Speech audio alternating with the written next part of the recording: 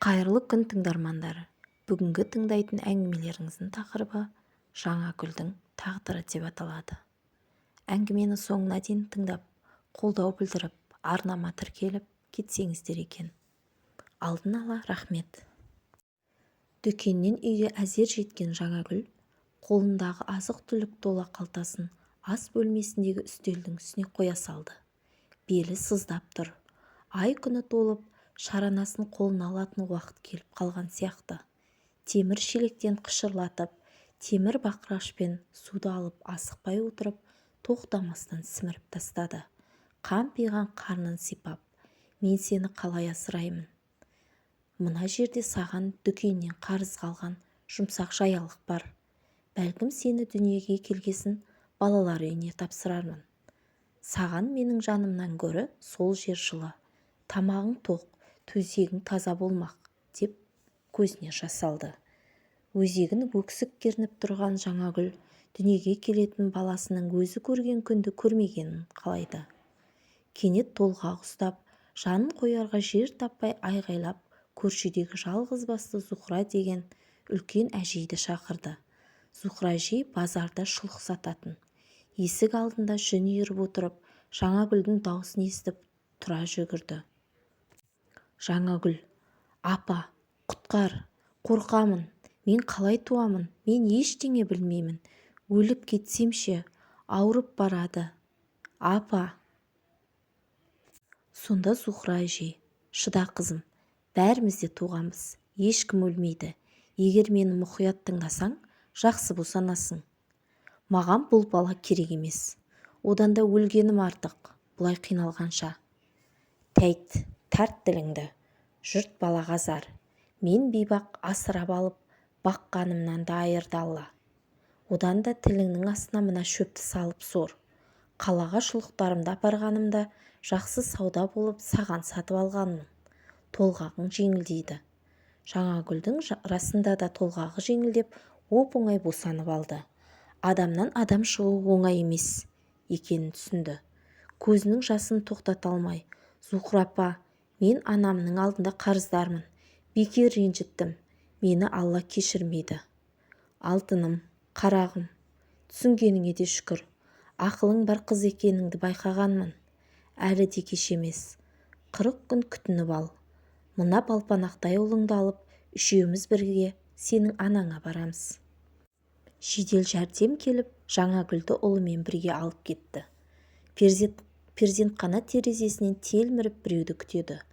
Осыдан 7 ай бұрын аяғының ауыр екенін естігенде жауапкершіліктен қашып, тастап кеткен ұлының әкесі құшақ гүлімен келіп қалады ма екен деген үлкен үміті зор. Онсыз да елге қарарға бетім қалмады деп қуып жіберген анасы мен бауырларының келмейтінін жақсы біледі. Құрбыларымен еш қабарсыз. Барлық ет жақындары қалада қалған. Жаңагүлді құшағына сыйғызған тек осы нағашы апасының ауылы. Анасына деп қалдырған мұрадағы көне үйі. Жаңагүлді қуып жіберерде анасы аяды ма екен, осы мұраға қалдырған үйдің кілтін ұстатып жіберген. Бірақ бірде-бір рет Жаңагүлді іздеп келген емес. Жаңагүл басы жастыққа тисе болды, көз жасын тия алмайды. Омырауына сүт жиналмай, ұлы шыңғырып жылайды. Медбикелер артының іздеу жоғын сезіп жүрсе керек. Асыраушыларың жоқ, несіне бала туасыңдар, деп палатаға кіріп, діңкілдеп кетеді. Күніне бір мезгіл көжесін әкеліп беріп кететін. Зухра әжей болмағанда Жаңагүл аш қалушы еді. Еті пысықта емес, өте момын, көмпіс мінезі барға қанағат деп отыра береді. Палатаға кірген бас дәрігер: тәк, мамаша, мына баланы балалар үйіне өткіземін деген екенсің. Не істейтін болдыңыз? Жаңагүл: иә, алып кете беріңіз, деп теріс қарап отырып жылап жіберді. Сонда дәрігер: мына параққа өзіңіздің баладан бас тартқаныңызды жазып, қолыңызды қойыңыз. Жаңагүл қолына қаламды ұстап параққа «Мен Құтқанова Жаңагүл» деп жазып бастағаны сол еді.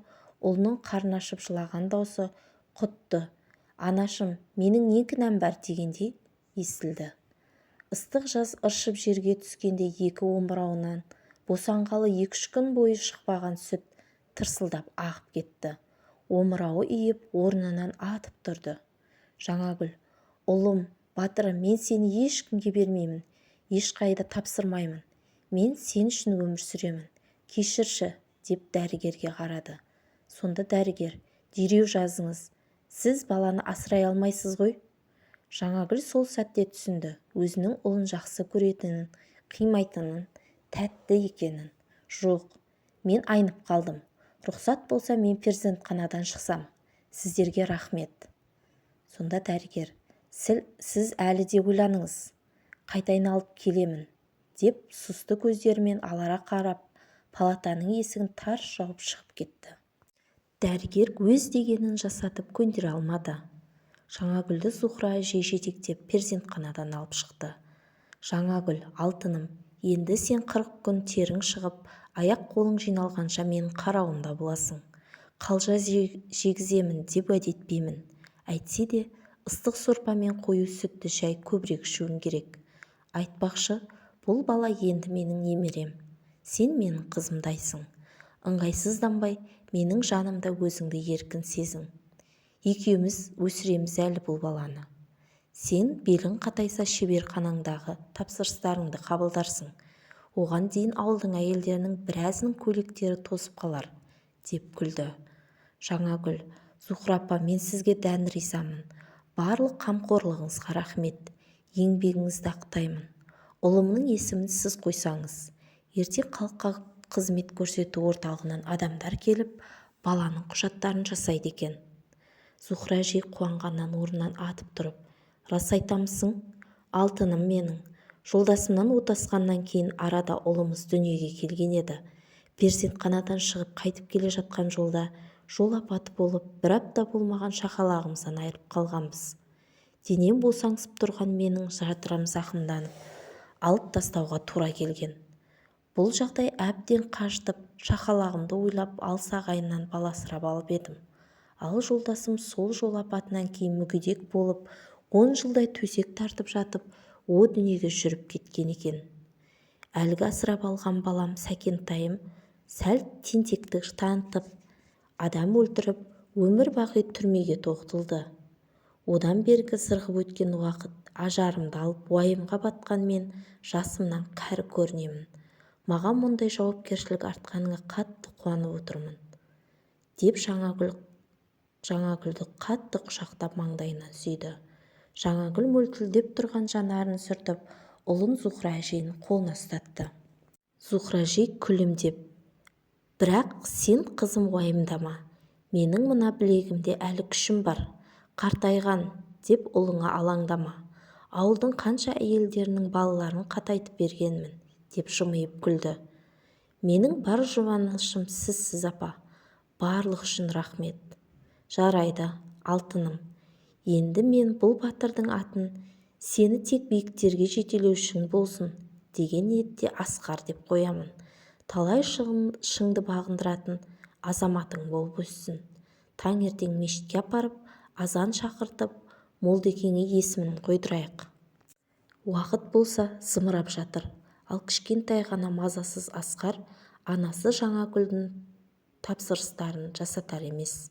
Анасы бетіне қарап сөйлеп отырса дейді. Зухра әжей қалаға шұлықтарын сатып келуге кеткен. Көрші көшедегі таныс тапсырыс беруші келіншек есікті тарсылдатып қағып келіп тұр. Бірақ көйлек толықтай бітпеген болатын. Жаңагүл сәл баласының мазасын сызданып тұрғанын айтып, кешірім сұрады. Әлгі келіншек ашуға беріліп: «Сен байға тимей жатып бала туып алуға үлгересің дағы, көйлекті тігіп бітіруге қалай ғана үлгермей қалдың?» «Апай, сөзіңізді қайтып алыңыз. Мен сізден кешірім сұрадым. Қазір кешке дейін аяқтап беремін». «Керегі жоқ. Ақшамды қайтар. Жұрт жарысы айтып жатқанда бекер тапсырыс беріппін». «Апай, мен балам Асқардың жүргектеріне деп жұмсап қойып едім. Кешке дейін күтсеңіз аяқтап беремін». Көрші келіншек: «Басты қатырмай қайтар ақшаны. Әйтпесе ауылға сені ұры деп жайып жіберемін. Үстіңнен арыз жазамын». Осы сәтте қаладан келіп барлығын естіп тұрған Зухра әжей: «Ей қарағым, сен не деп тұрсың? Сен немене бәріне үлгеруші ме ең? Кешегің анау байыңнан таяқ жеп жатқаның, кірді дұрыс жумағаның үшін. Енеңнен сөз естіп отырғаның, өсек айтамын деп. Иә, жұрт не деп айтып жатыр екен? Сен өзің не деген адамсың? Бар тез кет. Тапсырсың бүгін емес ертең дайын болады. Аузыңнан жалған ақпарат тарайтын болса, мен сенің үстіңнен арыз жазамын, деп айқайлап берді. Көрші келіншек Зухра әжейдің ауылдың бәрімен жақсы араласатын түзу адам екенін біледі. Сескенді мекен, еріндері жыбырлап, ләм-мим демей, алды-артына қарамай зыта жөнелді. Жаңагүл отыра қалып Асқарды құшақтап жылады. Өткенде дүкенге барғанында көшеден көрген кісілердің пысылдап артынан тіпті дауыстарын анық шығарып, жүргіш, некесіз бала тапқан деп айтып жатқанын анық естіген. Өзін сондай лас, күнәқар сезінеді. Апау, мен кінәлімін. Бірақ мен дәл осылай жалғыз қалатынымды білгенімде, о баста бәрін басқаша жасайтын едім ғой. Аллам мені сонша неге жазалайсың? Баланы дүниеге дін аман әкеліп, тастамай өсіргенім үшін бе? Мені Болат ауыр аяқ қылып тастап кетті. Бұлай жасап келетінін білдім бе? Қай қыз сүйіктісінің алдап кеткенін қалайды? Апа, айтыңызшы, қай ана баласының әкесіз өскенін қалайды? Сабыр, қызым, сені Алла сынаса демек жеңіл шығуың үшін сынайды. Арадағы уақыт еш өзгеріссіз өтіп жатыр. Қаладан хабар болар деп күн санап күтіп жүргеннен түк шықпайтынын түсінсе де үмітін үзген емес. Кішкентай Асқартайы 6 айға толып, гуілдеп тәтті қылықтарын шығарып келеді. Нағашы әжесінің үйі өте ескі, күңіреніп күзде келді. Қабырға қыста ыза тартса, салқын болары анық. Терезенің көне әйнектері желмен салдырлап тұр. Едендері сықырлап қаусаған. Босанамын дегенше күңгірт тартқан бұл үй қазір сәбиі болғасын ба, іші жылы, жарқыраған қан сарайындай көрінеді. Асқарды ұйықтатып болғасын Жаңагүл шеберханасына барып, тапсырысқа алған көйлектерін тігеді. Шеберханасы нағашы әжесінің жаздық сарайы. Матаның қалдықтары ұшып, үйдің ауасы ластанып, сәбиіне зиян болмасын деп сарайды шағын шеберханаға айналдырып алған. Наны мен шәйіне жұмсаған ақшасынан қалғанын жинап жүр. Асқардың 6 айға толамын дегенше ауыл адамдарынан өзі жайында түрлі өсек естіп, әзер шыдап жүр. Ойы қалаға көшу. Ауыл адамдары Жаңагүл жайында ешқандай ақпарат білмесе де, ауыздарын арандай ашып, ғайбат сөйлеулерін тоқтатқан емес. Әйтсе де көйлек тігетін қол шеберлігіне бұл қауесеттер кедергі бола алмаған секілді. Тапсырыс бірінен соң бірі ағылып келуде.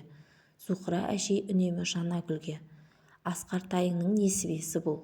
Балалар үйіне өткізбей дұрыс шешім қабылдағаның үшін Алла үйіп-төгіп несібеңді беріп жатыр. Әр бала өз ырзығымен келеді, деп отырады. Кейде Жаңагүл анасы мен бауырларынан алыстатқан, сүйіктісінің опасыздығын көрсеткен қаласын сағынып тұрады. Ол жақта өткен балалық шағы, сыныптастары мен құрбылары, ыстық естеліктермен ерекше. Бүгін тапсырыс әдеттегіден аз, және бұл аптаға тапсырыс алған жоқ. Қыс түсіп кетпей тұрғанда Зухра әжей Жаңагүлді анаңа барып қайтуың керек деп ақылын айтқан. Уақыт оздырмай жолға шықты. Көлік жалдап ауылдың кедір-бұдыр жолдарын басып қалаға бет алды. Жаңагүлдің ойында сан түрлі ой тұр, қобалжып келеді. Асқарды Зухра әжейдің қолына ұстатып, өзі терезеден айдалаға қарап ойланып кетті. Анасының «Келдің бе қызым?» деп маңдайынан сипай қоймайтынын сезетіндей, «Кет» деп қуып шықса, қала мені өзім ойлағандай қарсы алмаса не істеймін деген мың сұрақ мазасын алып келеді. Дөмпешік жолдан өтіп, қаланың тегіс жолына ілінді. «Қош келдіңіз» деген кіреберістегі жазуды оқып, Зухра әжей: «Асқартай, бізді қала жылы шыраймен күтіп алды. Бісміллә деп сенің нағашы әжеңе бара жатырмыз. Сені әжеңнің күтіп отырғанын аналық жүрегіммен сеземін. Анаң мен апаңның арасындағы дәнекерші өзің боласың», деп Жаңагүлге көңіл-күй сыйлап қойды. Жаңагүл үйге жақындаған сайын қатты қобалжып бастады. Зухра апа, бәлкім қайтармыз. Қой қызым, жинал. Анаң не айтса да тыңда. Батасын алмай қайтпайсың. Уайымдамасаңшы, бәрі жақсы болады. Маған сен. Үлкен қоршаудың арғы жағынан иттің үрген даусын естіп, Жаңагүл өзін жинап алды. Дарбазаны қақты. Асқардың қарны ашты ма жылап кетті. Қақпаны ешкім ашар емес. Әрі-бері тарсылдатып көрген еді, ашып қалар деп есік алдындағы орындыққа жайғасты. Қақпаның артында Жаңагүлдің келіп тұрғанын біліп, іштей ренжісін сағынышына жеңдіре алмай жылап тұрған анасы Дана тұр. Шыдай алмай есікті ашты. Жаңагүл, қызым-ау, неге бұлай болды? Мен сені осылай болсын деп тәрбиеледім бе? Деп Жаңагүлді құшақтап жылап жіберді. Ана байғұстың қаншама уақыт қызын сағынғаны, жанының ашып уайымдағаны сезіліп тұр. Жаңагүл іштен тұнып, тұншыға шығаратын жасы анасының ыстық құшағына енгенде сырғып ағып түсті. Екеуінің де айтары көп. Өксіктерінен ештеңе айтып үлгерер емес. Зухра әжей, амансыңдар ма қарағым? Ауыл ел аман ба? Көршілеріне ұят болар, ішке кірейік. Бірақ Дана артына бір қарап, айналасына бір қарап, құдды қылмыскермен кездесіп тұрған адамша алаңдап тұрып қалды. Анашым, мені кешіріңізші, кешіруіңіз үшін бәрін жасаймын, деп жерге отыра қалып, Дананың аяғын құшақтап жылады. Сені кешірмегенде не істеймін? Құрсағымнан шыққан баламсың. Қазір үйде нағашы ағаң бар. Ауыр сөз айтуы мүмкін. Қайта бер, мен өзім саған барамын, деп дарбазаны іштен кілттеп үйге кіріп кетті. Зухра әжей бәрін түсінді. Бірақ, Жаңагүл, біз бүгін осында қалайық? Арзандау пәтер болса, қонақтап анаңды күтейік. Жаңагүл етегі жасқа толып егіліп келеді. Көне базарға келіп бір күнге пәтер жалдап алды. Зухра әжей жолдан шаршағандықтан мызғып алайын деп көзі ілініп кетті. Баланың жылаған даусынан шошып оянды. Сөйтсе, кішкентай Асқардың мұрны мен құлағынан қан тоқтамай жатыр екен. Баланы құндаққа салып дереу қалалық ауруханалардың біріне көлікпен бет алды. Аз ғана уақыттың ішінде ешқандай сырқатпен ауырмайтын Асқардың неге бұлай қансырап жатқанын түсіне алар емес. Жаңагүл Асқардың мұрнынан тоқтамай жатқан қанды тоқтатамын деп шалқасынан ұстап келеді. Ал бала оған шашалып тұншыға бастады. Мен не істеп қойдым? Не болып кетті өзі? Балам, қазір жетеміз, сәл шыдашы, деп жылап келеді. Ауруханаға жеткеннен кейін дәрігерлер ауыр жағдайдағы Асқарды жан сақтау бөліміне орналастырды. Есік алдында егіліп еңсесі түскен Жаңагүлді Зухра әжей жұбатып жүр. Баланы бақылауына алған дәрігер шығып Жаңагүлге: баланы құлатып алдыңыз ба? Қатты зат тиді ме? Деп себебін сұрап жатыр. Жаңагүл де, Зухра әжей де баланың туылғалы еш ауырмағанын, жылы жерде анасының сүтімен ғана өскенін айтып жатты. Дәрігер: толық тексерістен өткіземіз. Қазір баланың жағдайы ауыр. 2 күн жансақтау бөлімінде жатып, бүгін көзін әзер ашқан Асқар бастың қатерлі ісігі деген диагноз қойылды. Жаңагүлдің дәл бүгінгі күні көріп келе жатқан тағдыр сынына тағы да бір қиындық ұшырасып, жарасына су сепкендей болды. Дүние бір сәтте төңкеріліп кеткендей. Жасанды демалу аппаратында жатқан кішкентай Асқар өмірдің қызығын анасымен көруге талпынып, тыраштанып жатса керек. Қолдарының саусақтарымен Жаңагүлдің қолын қысып ұстап алған. Жаңагүл іштей өзін сондай дәрменсіз, қолында емдететін ақшасының да жоқтығын ойлап, кінәлі сезініп отыр. Егіліп жылады. Үнсіз тұнып ыстық жасқа ерік берді. Жеңін тістелеп арланды. Ешкімге керексіз, сүйкімсіз сезінді. Баланы жасанды тамақтандыруға көшкен дәрігерге қарап, өзінің омырауымен тамақтандыра алмайтынына қатты қынжылып, жылап дәлізге шығып кетті. Дәлізде анасы тұр. Анашым, көмектесіңізші. Өтінемін, мен кінәлімін сіздің алдыңызда. Бірақ кішкентай ғана нәрестемнің өмірі үшін қандай амал жасасам болады? Дана үкілеп өсірген қызының осыншама тағдырдан таяқ жегенін көргісі келмейді. Жаны қатты ашыды. Аяғы ауырлап қалғанын естігенде ашумен қуып жіберіп, қанша сағынса да артынан іздеп бармағанын қателік деп санап, өзін іштей жегідей жеп келеді. Бала күнінде құлап тізесін жарақаттап жылап келгенде сүйіп, емдеп беретін аналық мейірімі шексіз Дана, алдындағы бауыр еті баласы Жаңагүлдің дәл бүгінгідей күйін көріп, қалай шыдап тұрарын білмей тұр. Жыламашы ботам, мен енді сенің жаныңдамын. Енді сен жалғыз емессің. Жұрт не десе о десін, деп құшақтап қосылып жылады. Анасы мен қызының сағынышқа толы ұзақ әңгімелерін жандарында келген дәрігердің сөзі бөлді. Дәрігер: баладан айырылып қалдық, деді. Айналасына меңіреу күйде бейтарап қарап қалған Жаңагүл жан сақтау бөліміне тұра жөнелді. Құлыным, аш көзіңді. Мен анаңмын. Қарның ашты ма? Қолымды неге қыспайсың? Неге гүлдемейсің? Күлші, деп Асқарды құшақтап, бір орыннан екінші орынға жүгіріп, не болғанын түсінбей кетті. Бақырып жылады. Қолындағы денесі былқ-сылқ болып жатқан Асқар бәрі көрген түсі болып шошып оянғысы келеді. Енді ғана тәтті қылықтары шығып, көз қуанышына айналған сәбиінен әп-сәтте айырылып қалғанына сене алар емес. Жаңагүл: Алламай, неге маған бақытты болуға болмайды? Әр қимылымның артында жаза тұрады. Балалық ғұмырын маған арнап үлгермеген балапаным Асқартайымның қызығын көргім келеді. Дүние астан-кестең болып көрініп кетті. Анаға баланың сәл суықтағаны уайым. Ал Жаңагүл 6 айдан асқан күнге тәтті болып келе жатқан сәбиінен қапада айырылып қалды. Санадан сан сұрақ. Туылғанда сау бала. Жүрек келе не себепті бұндай жағдайға душар болды? Жұмбақ. Баласының мүрдесін орап нағашы апасының ауылына бет алды. Етегі жасқа құрғамаған Жаңагүлге баласын жер қойнына тапсырған күн ең ауыр күн болып қалмақ. Түсінде сәбиі Асқарды көрді. Сенгісі келмейді, бірақ амал жоқ.